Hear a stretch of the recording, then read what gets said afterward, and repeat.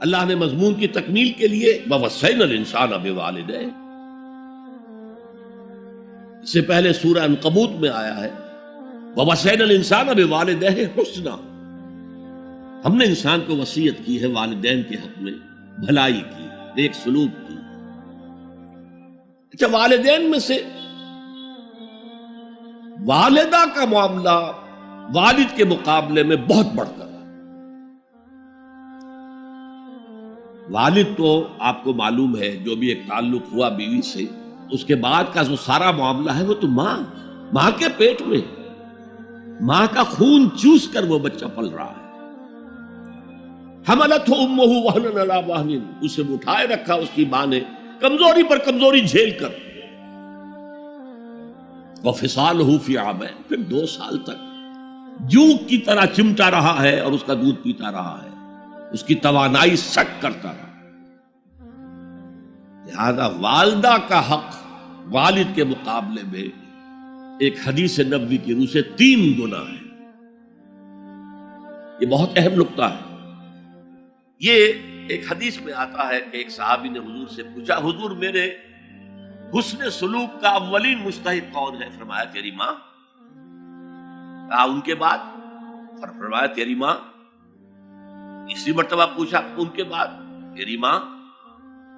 چوتھی مرتبہ پوچھا تو کہا تیرا باپ۔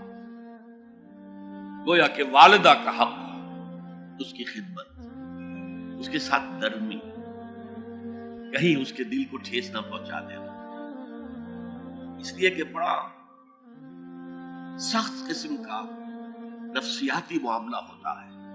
آپ کو معلوم ہے جب بچے تھے ہم تو اپنے والدین کی محبت کا مرکز تھے، ان کی ساری محبت ہم پر مرکوز تھی، ہم بھی ان کی شفقت کو مانتے تھے، محبت کرتے تھے۔ ہماری شادی ہو گئی، اولاد ہو گئی تو ہمارا ایک نیا مرکز محبت وجود میں آ گیا، بیوی سے محبت ہے، اولاد سے محبت ہے۔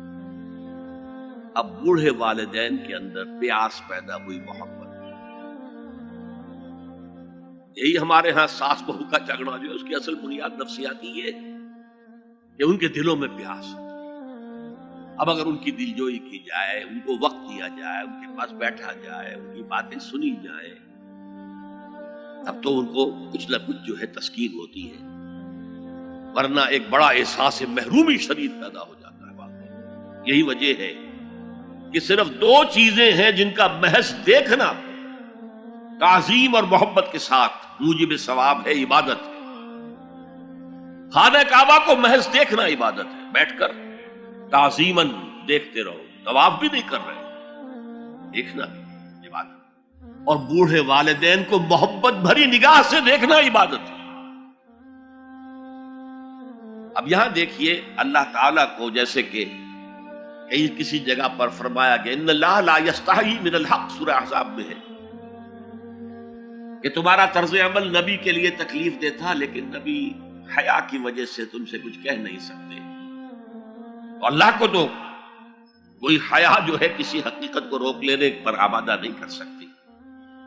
تو یہاں اللہ صاف فرما رہا اشکر لی ولوالدیک، پہلا شکر میرا ہے، خالق میں ہوں، والدین کے دل میں شفقت میں نے ڈالی ہے، مقدم شکر میرا ہوگا۔ ولوالدیک، مخلوق میں سب سے زیادہ شکر والدین کے، اور یہ قرآن میں 5 جگہ آیا۔ وَقَضَىٰ رَبُّكَ أَلَّا تَعْبُدُوا إِلَّا إِيَّاهُ وَبِالْوَالِدَيْنِ إِحْسَانًا، سورہ بنی اسرائیل، سورہ بقرہ میں ہے، سورہ نساء میں ہے۔ ان اشکر لی ولوالدیک الی المصیر، لوٹنا تو میری طرف ہے، میں حساب لے لوں گا کہ تم نے میرا بھی شکر ادا کیا تھا یا نہیں، اور اپنے والدین کا بھی شکر ادا کیا تھا یا نہیں۔ اب دیکھیے 2 چیزیں آئیں، ایک شکر اللہ کا اور اس کا تقاضا شرک نہ ہو، ایک شکر والدین کا۔ اگر یہ دونوں چیزیں ٹکرا جائیں، کس قدر منطقی ربط ہے قرآن مجید کی آیات میں۔ والدین حکم دے رہے ہیں شرک کرو، کیا کریں؟ آپ کے علم میں ہوگا حضرت سعد ابن ابی وقاص رضی اللہ تعالی عنہ عشرہ مبشرہ میں نوجوان تھے، ایز اے ٹین ایجر ایمان لائے ہیں حضور۔ باپ کو فوت ہوئے عرصہ ہو گیا تھا، ماں نے بڑی محبت سے، مال بہت چھوڑ گیا تھا باپ، ناز و نام میں پالا۔ اب سعد ایمان لے آئے حضور پر۔ والدہ نے کہا تم نے اپنے باپ کے دین کو چھوڑ دیا، میں جان دے دوں گی اگر تم اس سے واپس نہ آئے، اور اپنے مشرکانہ عقائد کو تم نے دوبارہ اختیار نہ کیا، مرن برت رکھ لیا۔ اب کیا بیت رہی ہوگی، کس قدر سلیم الفطرت نوجوان تھا سعد، جو نوجوانی میں حضور پر ایمان لایا۔ لیکن فطرت کے اندر جو چیز مثبت تھی، والدین کا ادب، اللہ جسے اپنی طرف منسوب کر رہا ہے وہ فطرت ہے۔ اب یہ ٹکرا رہے ہیں، کیا کریں؟ آیت نازل ہوئی، اور یہ آیت سورہ عنکبوت میں بھی ہے، جیسا کہ میں نے بیان کیا کہ نہیں، یہاں اگر وہ تمہیں مجبور کریں، جاہداکا کا لفظ بھی یہاں پہ نوٹ کیجئے، اگر تم سے جہاد کریں، یہ جہاد صرف مسلمان نہیں کرتا، جہاد تو کافر بھی کرتا ہے، مشرک بھی کرتا ہے، لیکن جہاد ہے، مجبور کر رہے ہیں، پریس کر رہے ہیں کہ اپنے آبائی دین میں واپس آ جائے۔ مصعب بن عمیر کو برہنہ مادرزاد کر کے چچا نے نکال دیا، نہایت ناز و نام میں پلا ہوا ایک نوجوان۔ نہرو جی کے بارے میں کہا جاتا ہے ان کے کپڑے پیرس سے سل کر آتے تھے، ان کا 200 درہم کا جوڑا شام سے تیار ہو کر آتا تھا۔ باپ اتنی دولت چھوڑ گیا، اور جہاں سے مصعب گزر جاتا تھا خوشبو اتنی رچی بسی ہوتی تھی ان کے لباس میں کہ پوری گلی، پورا بازار مہک جا رہا ہے، لوگ ہاں مصعب جا رہا۔ جب ایمان لے آئے، چچا نے کہا دیکھو یہ ساری دولت تمہارے مشرک باپ کی ہے، اب نکل جاؤ گھر سے، تمہارا کوئی حق نہیں ہے۔ اٹھ کر چلنے لگے تو کہا یہ کپڑے جو تمہارے جسم پر ہیں وہ بھی اسی مشرک باپ کے، اتار دو۔ مادرزاد برہنہ ہو کر ماں کے پاس آئے، انہوں نے آنکھوں پر ہاتھ رکھے، وہ سب کیا ہوا ہے؟ کہا ماں میں موحد ہو گیا، یہ ہے توحید۔ موحد اپنے آپ کو سمجھنا کچھ اور ہے، زندہ قوت تھی زمانے میں یہ توحید کبھی، اور اب کیا ہے؟ فقط ایک مسئلہ علم کلام۔ وَإِن جَاهَدَاكَ عَلَىٰ أَن تُشْرِكَ بِي مَا لَيْسَ لَكَ بِهِ عِلْمٌ فَلَا تُطِعْهُمَا۔ اچھا یہ دو انداز آتے ہیں شرک کے بارے میں، مَا لَيْسَ لَكَ بِهِ علم، تمہارے پاس کوئی علم نہیں ہے ان ہستیوں کے بارے میں جن کے بارے میں کہا جاتا ہے کہ وہ خدا کی شریک ہے۔